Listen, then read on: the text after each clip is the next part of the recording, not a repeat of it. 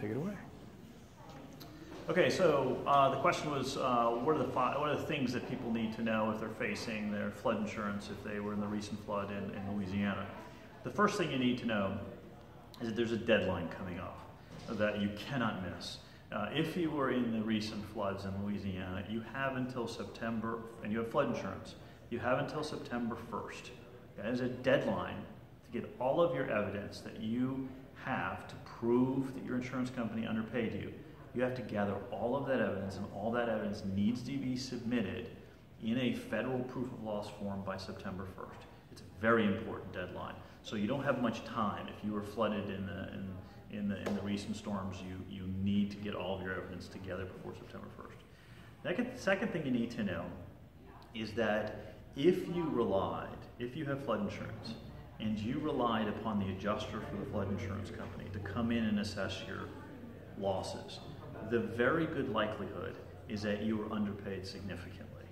It has been proven statistically in the recent storms that the companies that are running the federal flood insurance program that are estimating your losses have been underpaying people. In the last major storm, they underpaid people on average $100,000 a person. That's on average they've underpaid people. And the way that they've done that, our legal team has been profiled in 60 Minutes and on Frontline and other things. Our team proved that they were actually forging reports. They're forging engineering reports. They were measuring houses and putting them into computer programs that spat out information that underpaid people, didn't reflect what it really cost to fix your house. So what people need to know is that you cannot trust those adjustments. What you need to do, and it's an important thing to remember, is what everybody needs to do beforehand, is you got to get your house independently inspected by an expert. Somebody that understands the flood insurance law, that understands how to fix your house properly. A lot of people were underpaid, and they just used their underpayments, the amounts that they could, to fix their house.